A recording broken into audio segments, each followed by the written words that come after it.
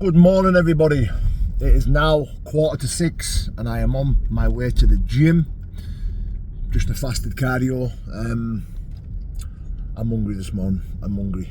So I thought, fuck it, I'll get my gym session out the way now. Bit of cardio. Because it's vital that I do fasted cardio in the morning just to get down to the weight. And usually I've been waiting till like 9 or 10 o'clock. But I'm fucking starving this morning. Starving. So I thought, fuck it, I'll get to the gym now. Get me fucking 45-minute cardio in, boxing at 10:30, and then strength and conditioning tonight. And then I'm travelling to Carlisle and I'm training with Danny Christie and Aggie Faulkner this weekend, which I'm looking forward to. Get some decent rounds in, some good training in with some good bare knuckle boxers. I wanna make this video. And I want to give a big shout out to a certain individual who I'm not going to mention no names. But I had a bit of a God moment, if we say.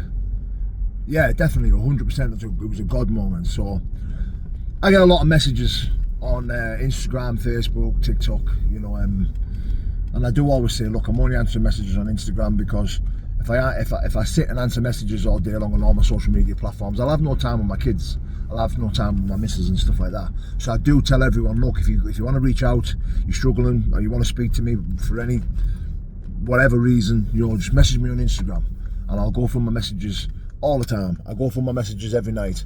You know, I spend an hour or two going through my messages, and sometimes it can take me a week or two to get a set of messages, and that's not my fault. You know what I mean? I do my best to get through every single message I possibly can, and I was asleep on the settee yesterday.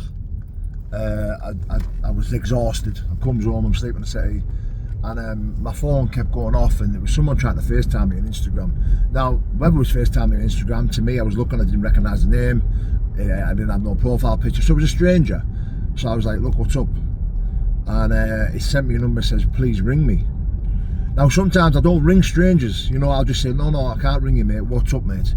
Like, let's chat on Instagram, like, what's up? But for some spiritual reason, I decided to ring this person. I said, look, I don't really ring people. What's up? You know, and he just said, look, I'm struggling. So I started to engage in a conversation with him. I said, look, what's up? And he was telling me he's down, he's depressed, you know, he's struggling with addiction and alcohol, and you know, his missus and kids, and he can't see him. And this, that, the other, you know. And my heart went out to this person. So he went, look, just so you know that I'm not a troll or trying to hide my identity or anything like that. Do you want me to FaceTime you? So I went, aye, go on, FaceTime me. And he FaceTimed me. And he was a double of my best friend. He was an absolute spit and dabs of my best friend, who I lost last year due to addiction. My best friend was called Rob Harcourt. And he was drunk, he was an addict, he was an alcoholic, and he killed himself on a trampoline, drunk, doing a backflip. Broke his neck, snapped his spine, but all down to alcohol. He was an addict. And when I looked at this guy in this guy's eyes, I just seen my best friend Rob. You know, he was a double of Rob. Rob was a very good looking lad.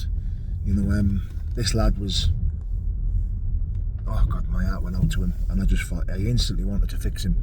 I instantly wanted to save him. I wanted to help him. You know, I just seen my best friend in him, and it was, oh God, it was horrible. Well, it wasn't horrible, but my hair stood up on end. I just looked at him, I got all emotional. Yeah, I got all emotional in that, and I just thought, wow. Like, this guy is so much like my best friend. The way he spoke, his struggles with alcohol, you know, he was like my best friend. I seen my best friend in him, and I just instantly wanted to save him and talk to him. But I mean, the moral of the story is, you know, I believe people come in your life for a reason. You know, God will put what's meant for you all go around you. God will put people in your path for a reason, and whatever that reason is, you just got to find out. You know, and I started to speak to this kid, and he says to me, thank you for ringing me, because if you never rang me or you never spoke to me, I'd have definitely killed myself today. And I was just like, wow, like, bro, you know, people talking about suicide and about killing themselves and ending it, you know, I can relate to that. You know, it doesn't surprise me, it doesn't shock me. You know, if we spoke to a normal person and says, look, I feel like chopping myself here, I feel like killing myself here, they would run a mile, or they would think you need sectioning. You know, but I've been around these type of people all my life, like the last 15 years, you know, people talking about not wanting to be, you know, more talking about addiction, talking about killing themselves, ending it, you know, low self-esteem, low self-worth, you know, suicidal tendencies. I've been around these people all my life, like for half of my life, you know, and that's exactly how I feel some days. You know, it can just come on me from nowhere where I think, I don't want to be here no more. You know, I feel like an hindrance to everyone who loves me and cares for me. You know, I feel like the world would be a better place without me. You know, and I was talking to him and I was relating to his story, and he was relating to mine. And, you know, this guy rang me back on the night, and, you know, he was in a miles better place. He was seeking help. And,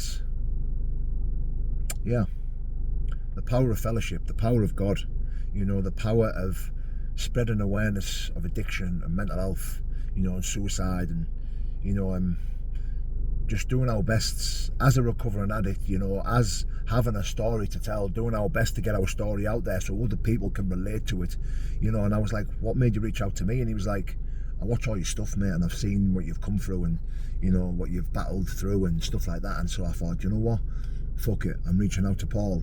And thank God that he did. Thank God that he did. And I hope he watches this and, you know, sees this today and knows that I'm always there for him. You know, I don't know this guy, but I feel like I've known him all my life. Weird, but have a blessed day, guys. Take care. Big love.